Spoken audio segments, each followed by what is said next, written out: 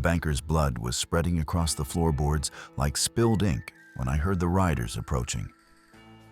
6 men, maybe 7, their horses' hooves drumming against the hard-packed earth outside Mackenzie's trading post. The dying man clutched my boot with fingers slick and desperate, his eyes wide with the kind of terror that comes when a man realizes his debts have finally come due. "Please," he wheezed, pink foam bubbling at the corners of his mouth. "Don't let them take everything. My family." I pulled my boot free and stepped back, watching him struggle for breath that wouldn't come. The Winchester in my hands felt familiar, comfortable even, though most folks would find that strange coming from a woman who couldn't see the iron sights. But I'd learned long ago that sight comes in many forms, and some kinds of darkness teach you to aim truer than any pair of working eyes ever could. The riders were closer now. I could smell the sweat on their horses, hear the jingle of spurs and the creak of leather saddles.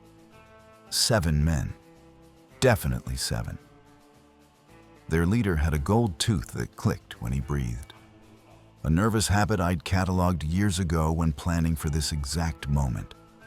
The others carried their fear differently. One chewed tobacco and spat every 30 seconds, another hummed under his breath when he was about to kill, and the youngest kept checking his gun like a prayer. Thunder rolled overhead, though no storm was coming.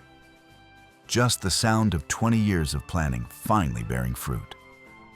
But this story begins on a day when the thunder was real, and a desperate woman stood in this very same trading post, holding the hand of a daughter she was about to lose forever. Martha Colton had exactly $47 to her name, and a blind 8-year-old girl who trusted her completely. The creditors would arrive by sunset. She'd seen their dust cloud on the horizon an hour ago. And they weren't the forgiving type. Her husband's gambling debts had followed them across 3 territories, growing like a cancer with each mile traveled and each day of interest compounded. "Mama, why are we stopping here?" Sarah had asked, her small fingers wrapped tight around Martha's calloused hand. "I thought we were going to California. You said we'd see the ocean." Martha's throat had closed up then, the words she needed to say lodging there like broken glass. How do you tell a child that sometimes love means leaving? That sometimes a mother's greatest act of protection is to walk away and never look back?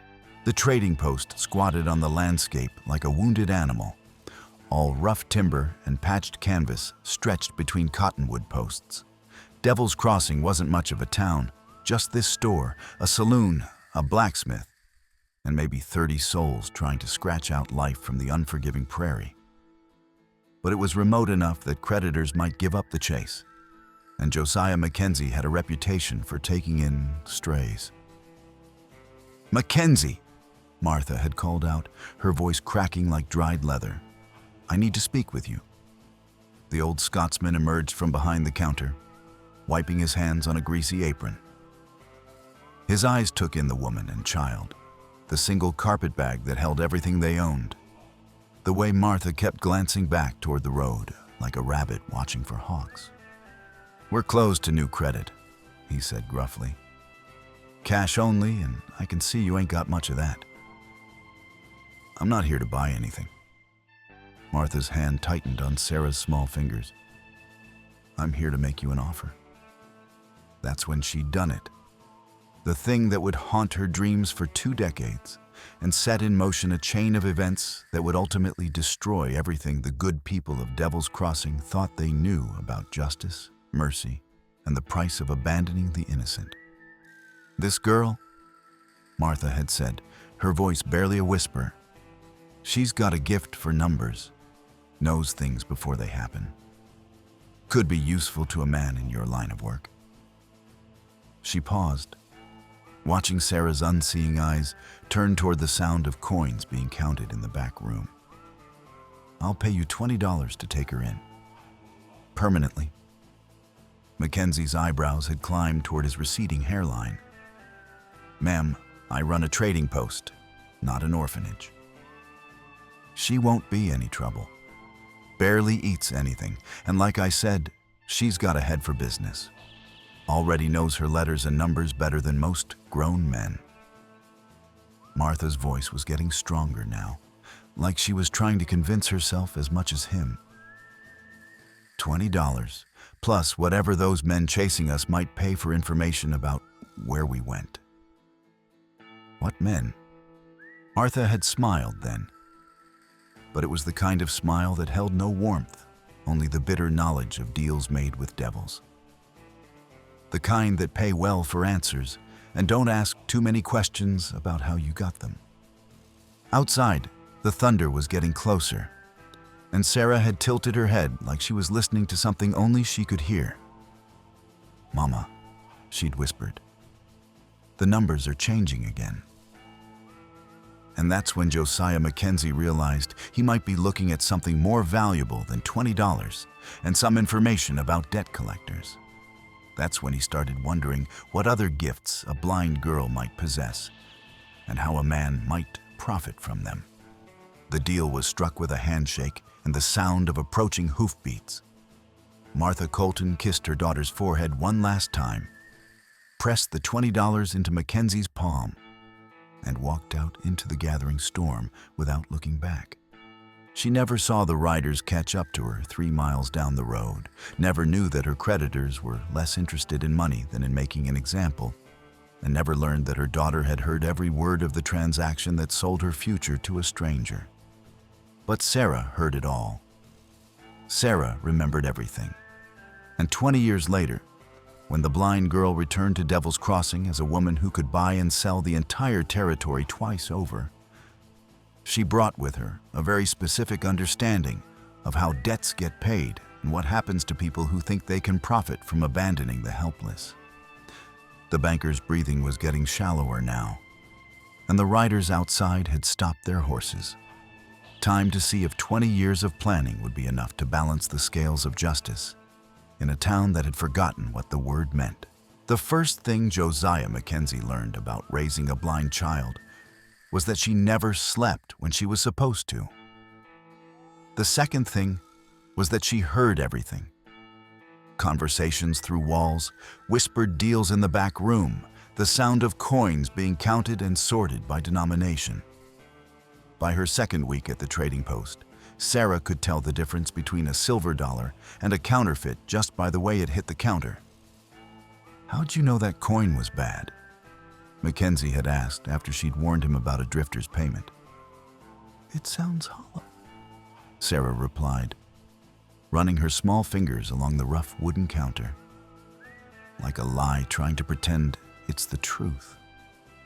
Mackenzie studied the girl's unseeing eyes, wondering if her blindness had somehow sharpened other senses beyond the natural.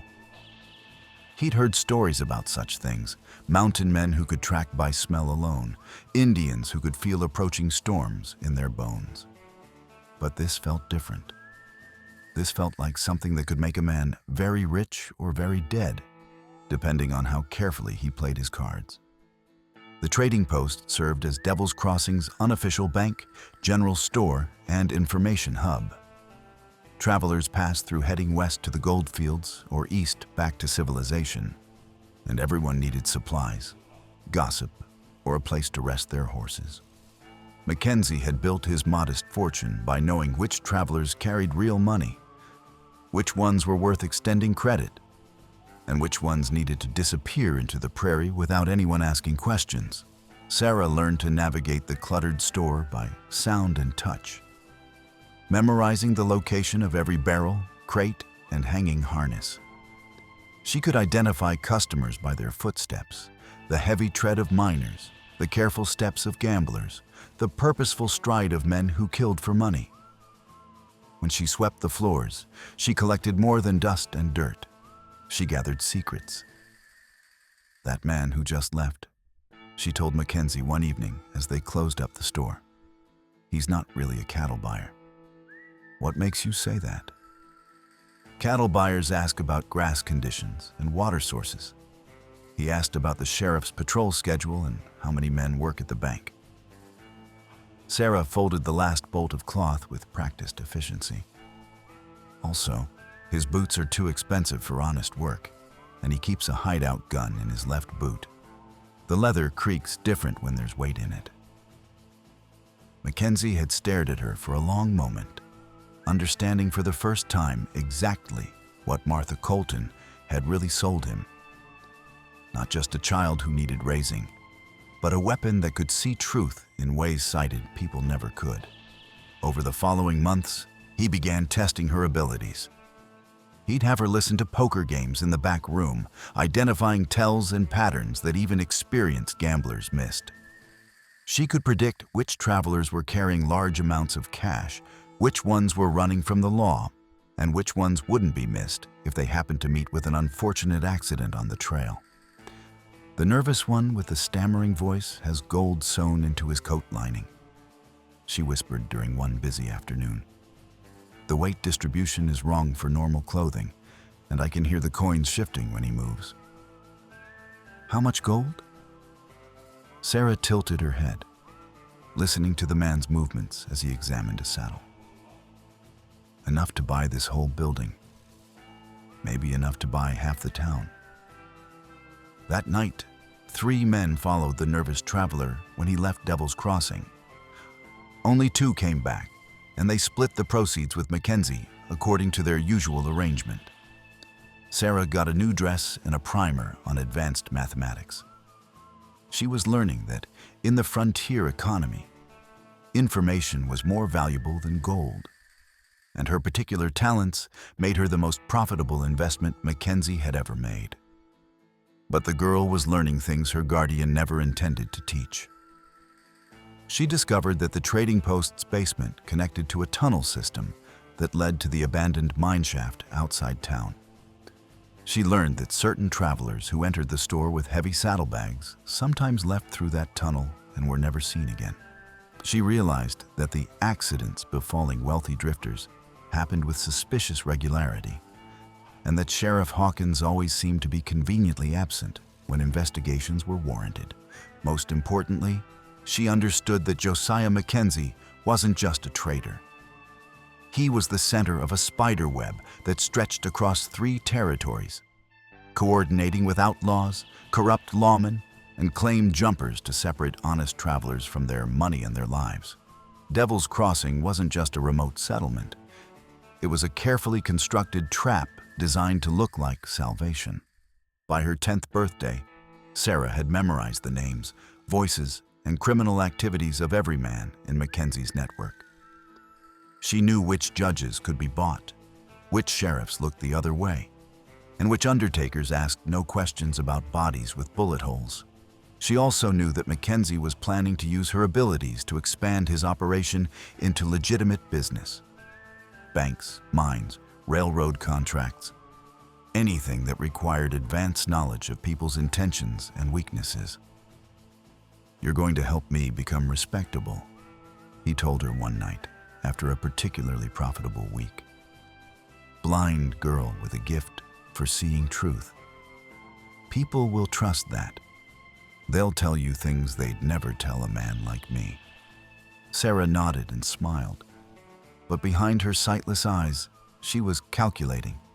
She understood now why her mother had chosen this place, this man, this moment to abandon her daughter. Martha Colton hadn't been running from creditors. She'd been delivering Sarah directly into the hands of the most dangerous criminal organization in 3 territories. The question was whether her mother had been a victim or a partner. That question would eat at Sarah through 6 more years of learning Mackenzie's business from the inside, watching him grow richer and more powerful while maintaining his facade as a simple frontier merchant. She absorbed every detail of his operation, memorized every contact and criminal arrangement, and waited for the day she'd be old enough to start asking the right people the right questions. Because if her mother had betrayed her, Sarah intended to return that betrayal with interest, compounded over 20 years. And if her mother had been a victim, then someone was going to pay a price that would make the devil himself take notes. The riders outside were dismounting now, their spurs ringing against the wooden steps. Time to see if all those years of patient planning had prepared her for what was coming next. The years between 10 and 16 taught Sarah Colton that survival required more than just listening and learning. It demanded the kind of patience that could outlast mountains and the ruthlessness to use every advantage, no matter how small. Mackenzie had been right about one thing. People trusted a blind girl in ways they'd never trust a sighted adult. They spoke freely around her, assuming she was harmless, invisible, or too simple to understand the implications of what they revealed. They were catastrophically wrong on all counts. Sarah's real education began when she started accompanying Mackenzie on his monthly trips to Silver Creek, the county seat where territorial judges held court and land deals were recorded. While Mackenzie conducted his public business, buying legitimate supplies and maintaining his cover as an honest trader, Sarah would sit quietly in the courthouse, the land office, or the territorial bank, absorbing conversations that weren't meant for her ears. Judge Morrison takes his bribes in gold, but only on Tuesdays, she told Mackenzie after one such trip. Something about his wife's church meetings, and the bank president keeps 2 sets of books, one for the federal inspectors and one locked in his home safe. How could you possibly know that? Men think blind means deaf and stupid. The bank president was bragging to his clerk about outsmarting the government. Said his wife would kill him if the inspectors came on a Tuesday, because that's when she hosts the church ladies. Sarah's fingers traced patterns on the wagon seat, memorizing the route between towns. He also mentioned the safe combination twice. People repeat important numbers when they're nervous. By her 14th birthday, Sarah had compiled mental dossiers on every corrupt official, crooked businessman, and criminal contact in Mackenzie's network. She knew which mines were being robbed of their silver before it reached the assay office, which cattle barons were stealing from government contracts, and which railroad surveyors could be bought to falsify their reports about the best routes through the territory. More importantly, she'd begun to understand the scope of what her mother had really done. Martha Colton hadn't just abandoned her daughter. She'd delivered detailed intelligence about territorial law enforcement directly into the hands of the most sophisticated criminal organization west of the Mississippi. Sarah pieced this together slowly, listening to conversations about the Colton woman's information and what Martha knew about the federal marshal routes. Her mother hadn't been running from creditors. She'd been a spy, an informant, possibly even a partner in criminal enterprises that stretched from Santa Fe to San Francisco. And when the operation got too dangerous or her cover was blown, she'd used her own daughter as a bargaining chip to buy safe passage and a new identity. The revelation hit Sarah like a physical blow during a hot August afternoon when she overheard Mackenzie talking to a visitor from Albuquerque. Martha always said the girl would be valuable, the stranger had said. Claimed she'd inherited more than just her father's blindness. Said the child could read people like most folks read newspapers. Martha was right about that, Mackenzie replied. Girl's worth 10 of my best informants. Question is whether she's smart enough to stay loyal or if she'll turn into a problem like her mother did. What happened to Martha anyway? Last I heard, she was headed for California. Mackenzie's laugh was cold as winter wind. California, hell. She made it about 3 miles past Devil's Crossing before her creditors caught up. Buried her in an unmarked grave just past Miller's Creek. Should have known better than to try cheating men who kill for a living. Sarah's world tilted sideways. Her mother hadn't abandoned her. She'd died trying to escape, leaving Sarah as the only witness to crimes that could hang half the territorial government. Suddenly, Mackenzie's kindness made terrible sense. He wasn't raising her out of charity. He was keeping her close because she represented both enormous value and enormous danger. That night, Sarah began making her own plans. She started small, testing her abilities and Mackenzie's trust. when travelers stayed overnight at the trading post, she'd warn them about dangerous routes or dishonest guides, saving lives while building a reputation as someone who could be trusted with secrets. Word spread along the frontier networks.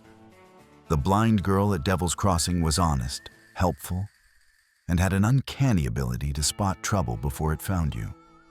What the travelers didn't know was that Sarah was collecting their stories, their destinations, their connections to legitimate business opportunities throughout the territory. While Mackenzie focused on immediate criminal profits, Sarah was mapping the entire territorial economy, identifying which ventures would thrive and which would fail based on patterns invisible to sighted observers. By 16, she'd developed her first business relationship independent of Mackenzie. A mining engineer named Thomas Chen had stopped at the trading post during a blizzard, desperately needing supplies and guidance about winter conditions in the mountains. Sarah had not only provided accurate information about the weather patterns, but had also warned him about claim jumpers operating near his intended site. "How do you know so much about mining operations?" Chen had asked. "People talk and I listen," Sarah replied. "Also, honest miners sound different from thieves when they discuss their work. Honest men talk about geology and ore quality. Thieves talk about security and how quickly they can extract maximum value." Chen had been impressed enough to offer her a small percentage of his operation in exchange for ongoing intelligence about claim jumpers and corrupt assayers. It was Sarah's first legitimate business partnership, and it taught her something crucial. Her abilities had value far beyond Mackenzie's criminal enterprises.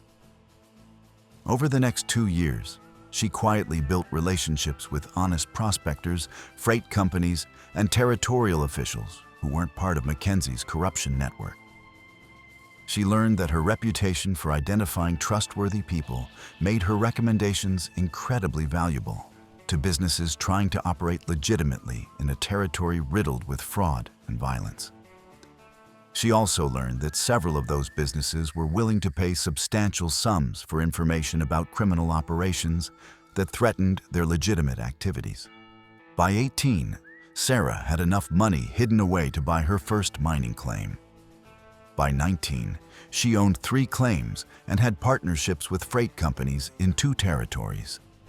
By 20, she was receiving marriage proposals from men who'd never met her, but had heard about the blind woman who could predict which investments would pay off and which ones would leave investors broken and bankrupt. She turned down every proposal and kept expanding her legitimate business empire while maintaining her cover as Mackenzie's ward and informant. Because Sarah Colton had learned the most important lesson of all: the best revenge isn't served hot or cold. It's served publicly, completely, and with enough documentation to ensure that justice doesn't just look blind, it sees everything. The morning Sarah Colton rode back into Devil's Crossing, she owned 43% of the territorial mining rights, controlled the freight contracts for 2 major railroads, and carried enough legal documentation to send half the territory's government to federal prison. What the townspeople saw was a well-dressed woman on a fine horse, led by a guide and accompanied by a small wagon train of supplies. What they didn't see was 20 years of calculated vengeance finally coming home to roost. Mackenzie had aged badly in the 2 years since Sarah's departure.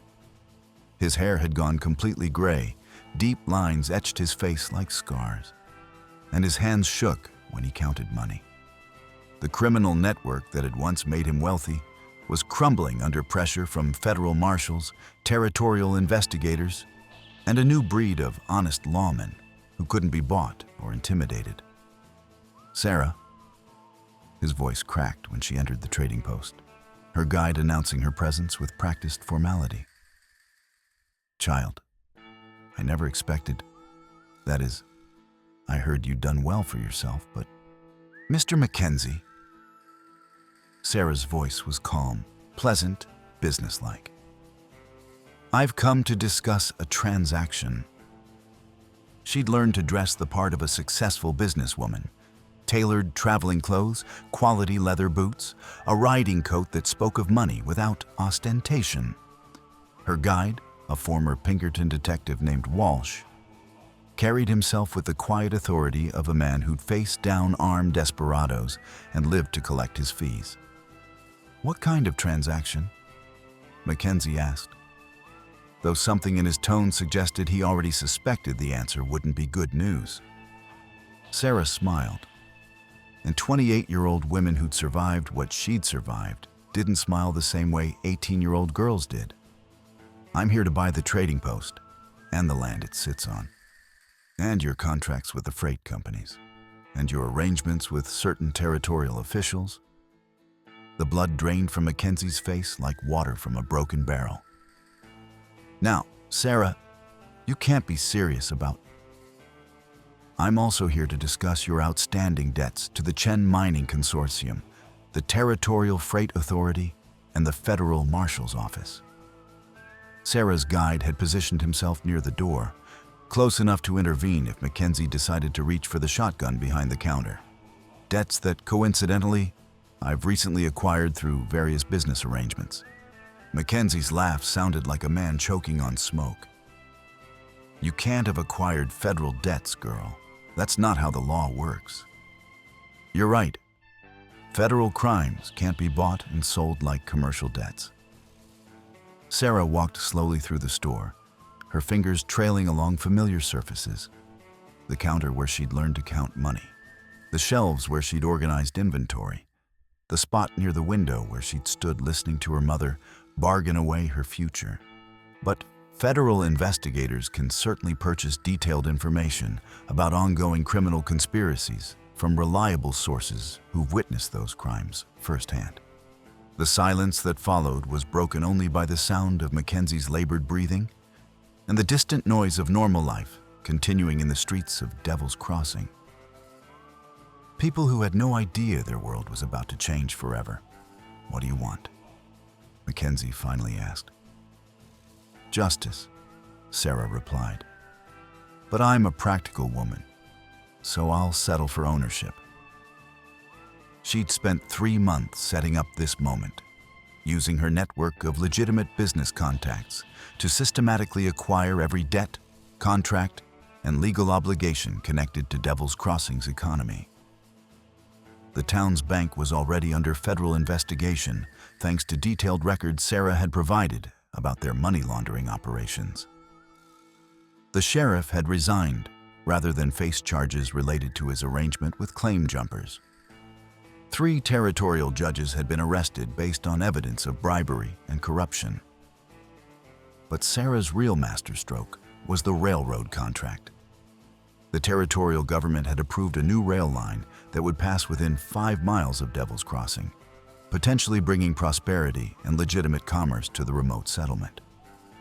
What the townspeople didn't know was that Sarah's companies had acquired the rights to determine exactly where the railroad would build its depot, warehouse facilities, and maintenance yards.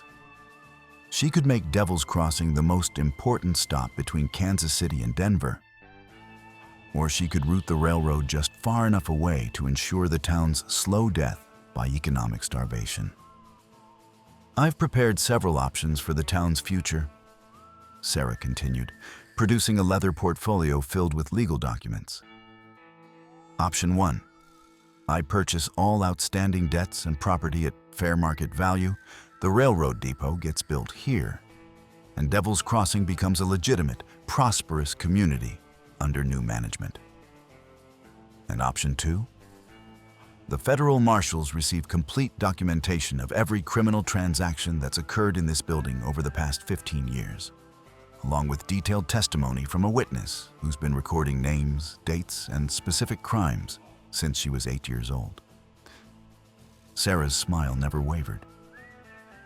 The railroad depot gets built in Clearwater instead, and Devil's Crossing becomes a ghost town within 2 years. Mackenzie slumped against the counter like a man who'd just been gut shot. "You've been planning this since you were a child." "Since I was 8 years and 3 months old, to be precise. The day I realized that my mother didn't abandon me because she stopped loving me, She died because she tried to escape from people who thought they could use her daughter as a profitable asset. Sarah turned toward the spot where she'd stood as a child, listening to the bargain that changed her life. The day I understood that you didn't take me in out of kindness. You bought me like livestock and planned to work me like a trained animal until I outlived my usefulness. Outside, the afternoon shadows were lengthening, and Sarah could hear the sounds of her own people taking up positions around the building. She'd brought more than just a guide and supplies to Devil's Crossing. She'd brought accountants, federal investigators, mining engineers, railroad representatives, and enough legal firepower to reshape the entire territorial map. But she'd also brought something else, a detailed plan for giving every honest resident of Devil's Crossing a chance at the prosperity they'd been denied by 2 decades of systematic corruption. "I'm not here for revenge, Mr. Mackenzie," Sarah said quietly. "I'm here for reconstruction. The question is whether you want to be part of building something legitimate, or whether you'd prefer to discuss your future accommodations with the federal marshal." Through the window, she could hear horses approaching at speed. Not her people. These riders moved with the desperate urgency of men who just realized their carefully constructed world was collapsing around them. The network was converging on Devil's Crossing for what they thought would be a simple elimination of a troublesome witness. What they'd find instead was a woman who'd spent 20 years preparing for exactly this confrontation, backed by enough legal authority and firepower to end their operations permanently.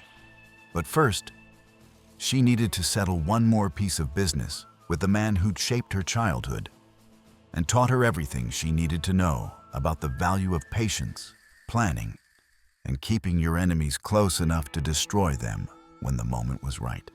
The first shot shattered the trading post's front window 3 seconds before Walsh kicked the door shut and dropped the heavy wooden bar across it.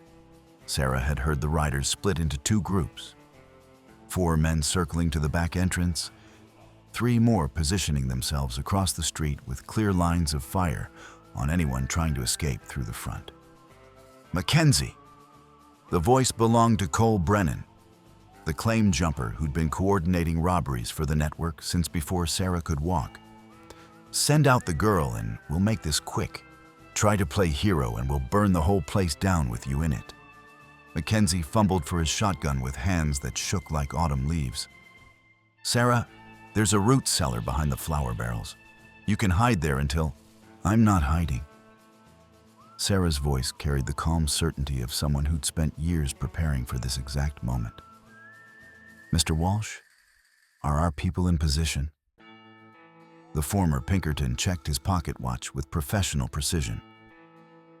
"Federal marshals should have the back exit covered by now. Railroad security has the main street blocked. Your mining consortium guards are positioned on the rooftops." He smiled grimly. "Though I have to say, ma'am, this is the most elaborate trap I've ever helped spring.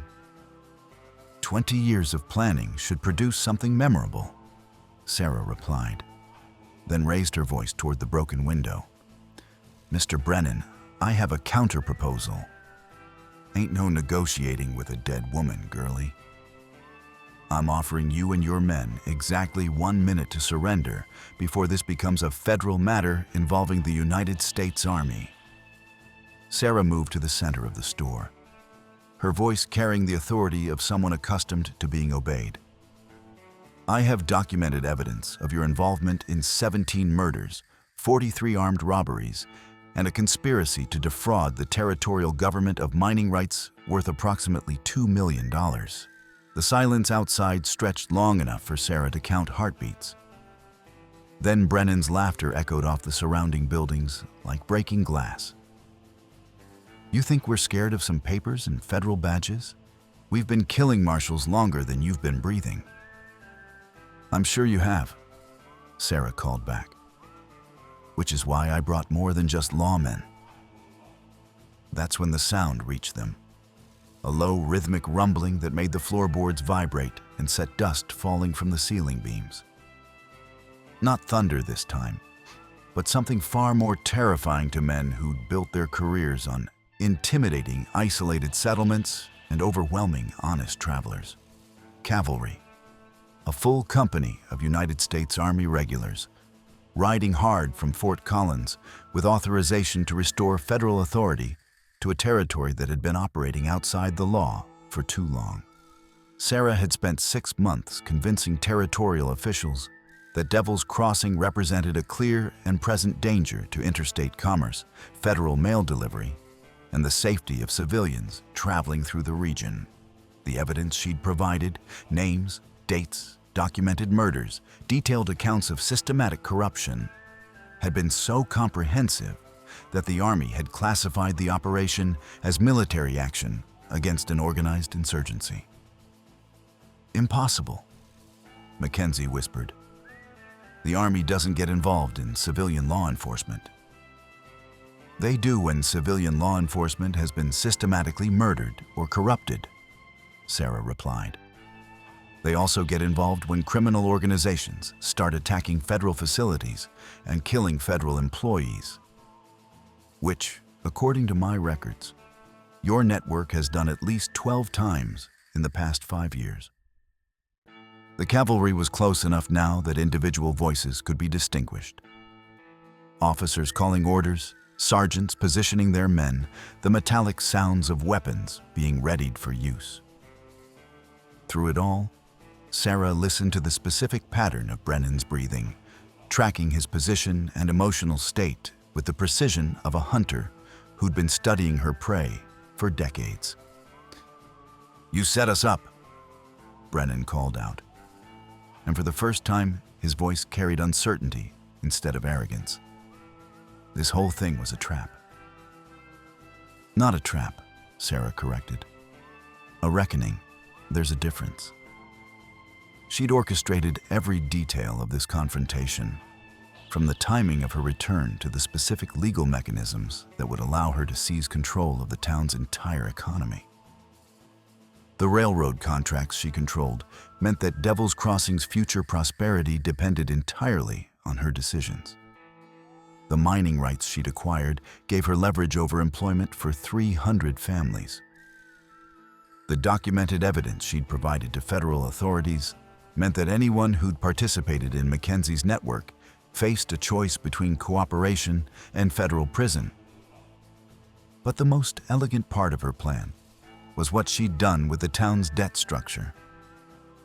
Over the past year, working through intermediaries and shell companies, Sarah had systematically purchased every outstanding loan, mortgage, and commercial obligation in Devil's Crossing.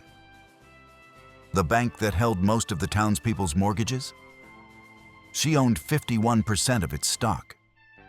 The freight company that controlled supply deliveries?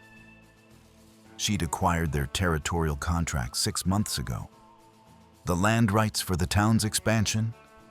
Filed under various company names, all of which ultimately traced back to her legitimate business empire. "The beautiful irony," she told Mackenzie as the cavalry completed their encirclement of the building, "is that I'm offering everyone the same choice my mother thought she was making 20 years ago. Cooperate with criminal enterprises and face the consequences, or start fresh with a chance at legitimate prosperity. You can't just buy a whole town. I already have. The only question now is whether Devil's Crossing becomes a thriving railroad community or a cautionary tale about what happens to places that build their economy on murder and theft." The cavalry commander's voice cut through the afternoon air with military precision. "This is Major Harrison, United States Army. You are surrounded and ordered to surrender immediately. Anyone who lays down their weapons and exits with hands visible will be treated according to military protocol for civilian prisoners." Sarah heard Brennan curse, then the sound of rapid consultation among his men. They were outnumbered, outgunned, and trapped in a situation that offered no good options. Exactly the position Sarah had been in as an 8-year-old girl, except she'd spent 20 years turning that powerlessness into an advantage they'd never see coming.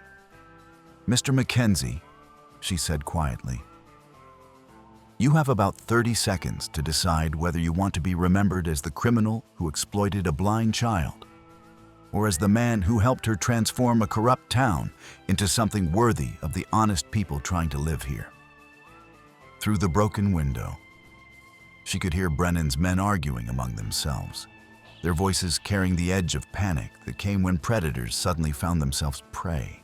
The surrender happened in stages, like dominoes falling in a pattern Sarah had arranged years in advance. First, Brennan's men threw down their weapons and walked out with hands raised, their faces carrying the bewildered expression of wolves who'd discovered they'd been hunting a grizzly bear. Then the corrupt officials who'd tried to flee town found themselves facing roadblocks manned by federal marshals who knew their names, their crimes, and their exact route of escape. By sunset, Devil's Crossing looked like a military occupation zone, with army tents pitched in the main street and federal investigators setting up temporary offices in every available building. But Sarah wasn't watching the arrests or the seizure of evidence. She was standing in the cemetery behind the old church, finally visiting the unmarked grave where her mother had been buried 20 years ago. "I brought you something," she said quietly, kneeling beside the simple wooden cross that marked Martha Colton's resting place. From her saddlebag, she withdrew a deed, the legal document that transferred ownership of the entire Devil's Crossing Township to the Martha Colton Memorial Trust, a foundation dedicated to providing educational opportunities for children throughout the territory. "I know now that you didn't abandon me," Sarah continued, her fingers tracing the crude letters carved into the cross. "I know you died trying to protect me from men who saw us both as profitable assets. But I also know that you trained me for this moment without realizing it." The wind carried the scent of wood smoke and coffee from the army camp, mixed with the cleaner smell of rain approaching from the western mountains. Sarah had spent so many years planning this day that its actual arrival felt almost surreal, like waking from a dream that had consumed half her lifetime. "Ma'am?" Walsh approached respectfully, his boots crunching on the dry grass. "Major Harrison would like to speak with you about the transition arrangements." Sarah stood slowly, brushing dust from her skirts. "Tell him I'll be there shortly. First, I need to settle one last piece of business."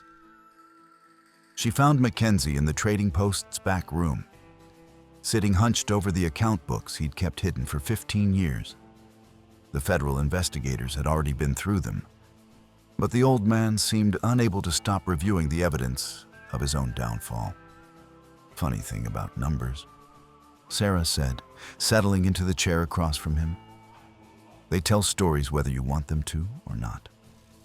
Mackenzie looked up with eyes that had aged a decade in the past 6 hours. "You could have just had me arrested. Didn't need to destroy the whole network." "The network destroyed itself the day it decided to profit from abandoned children." Sarah's voice was steady, free of anger or triumph. "I just provided the accounting." "What happens now? To the town, I mean. To the people who didn't know what was happening." Sarah smiled, and for the first time in 20 years, it reached her eyes. Now, Devil's Crossing becomes what it was always supposed to be. A place where honest people can build honest lives. The railroad depot will bring legitimate commerce. The mining operations will provide employment under fair contracts. The children will have a school that teaches more than just how to survive in a world that sees them as disposable. She reached into her portfolio and withdrew a single document, placing it on the table between them. "Your resignation from all business activities, effective immediately. In exchange, you'll receive a pension sufficient for modest retirement and medical care. The federal charges will be reduced to cooperation with investigators." Mackenzie stared at the paper like it might burst into flames. "Why? After everything I did to you, Why offer mercy? Because you taught me something valuable, even if you didn't mean to. Sarah stood and moved toward the door, then paused. You taught me that power without accountability becomes corruption, that strength without compassion becomes cruelty, that knowledge without wisdom becomes exploitation. And what did you learn from that? That building something worthwhile requires all the qualities you never possessed. Sarah's hand found the door handle. Accountability, compassion, and wisdom, along with enough patience to wait 20 years for the right moment to use them. Outside, the sound of construction had already begun. Army engineers were surveying sites for the railroad depot, while territorial officials worked with Sarah's business representatives to establish new civic institutions, a proper courthouse, a school, a hospital, even a library. The transformation would take months, possibly years. But Sarah had learned the value of long-term planning. Major Harrison was waiting in the makeshift command post, surrounded by maps and legal documents. Miss Colton, I have to say this is the most thorough operation I've ever overseen. Your documentation was so complete that most of the arrests were straightforward. But I have questions about the transition arrangements. What kind of questions? Frankly, you now own most of the territorial infrastructure between here and the Colorado border. That's an unusual amount of economic power for a private citizen to wield. Sarah nodded thoughtfully. Which is why I'm transferring operational control to a territorial authority board made up of elected representatives from each community served by the railroad and mining operations. I'll retain ownership to prevent future corruption, but day-to-day management will be handled democratically. And your role in all this? Advisor, investor, occasionally conscience. Sarah looked out at the bustling activity transforming Devil's Crossing from a criminal hideout into a legitimate community. I've learned that the best way to prevent people from being exploited is to give them the tools and opportunity to protect themselves. As night fell over the territory, Sarah made one final stop. The small room above the trading post where she'd spent 10 years learning to survive in a world that saw blindness as weakness and childhood as vulnerability. The room was exactly as she'd left it, down to the small wooden cross her mother had carved during their last night together. She picked up the cross and held it to the lamplight, remembering the 8-year-old girl who'd clutched it while listening to her future being bargained away. That girl had believed she was powerless, abandoned, forgotten by everyone who mattered. She'd been wrong on every count.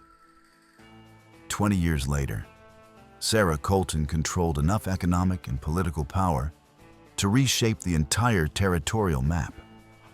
She owned mining rights worth millions, railroad contracts that would define Western expansion for decades, and enough documented evidence of corruption to send half the territorial government to federal prison. But more importantly, she'd learned that true power wasn't about controlling others. It was about giving people the freedom to control their own destinies. The girl who'd been sold like livestock had become the woman who freed an entire territory from the men who treated human beings as profitable assets. Outside her window, Devil's Crossing was finally becoming the kind of place where children could grow up safe, protected, and valued for their potential, rather than their usefulness to adults with criminal ambitions. For the first time in 20 years, Sarah Colton slept without planning revenge. She dreamed instead of the future she was building, not just for herself, but for every child who'd ever been abandoned and told they were worthless. In the morning, she would begin the work of proving that wrong. The transformation of Devil's Crossing took 3 years to complete. But Sarah Colton's revenge was finished the moment she chose reconstruction over retribution. The railroad depot became the most prosperous stop between Kansas City and Denver. The mines operated under the first worker protection contracts in territorial history, The school she endowed produced teachers, engineers, and civic leaders who carried her vision of accountable prosperity throughout the expanding West. Josiah Mackenzie lived quietly on his pension until natural death claimed him in 1891. He never learned that Sarah had arranged for his medical care to be the finest available, or that she'd quietly paid the debts of every family his criminal network had harmed. Some forms of justice, she discovered, were too subtle for their recipients to understand. The Martha Colton Memorial Trust eventually grew to encompass educational institutions across 7 states, funded by railroad profits and mining revenues that Sarah never touched for personal use. Her mother's unmarked grave became the cornerstone of a cemetery, where every headstone told the story of lives lived with dignity and purpose. History would remember Sarah Colton as the blind woman who could see truth more clearly than any sighted observer. The abandoned child who became the territory's most powerful advocate for the powerless, and the living proof that the greatest revenge against those who profit from human misery is simply building a world where such profit becomes impossible. In a territory where strength was measured by the ability to take what you wanted, Sarah Colton had demonstrated something far more revolutionary: the power of knowing exactly what was worth building.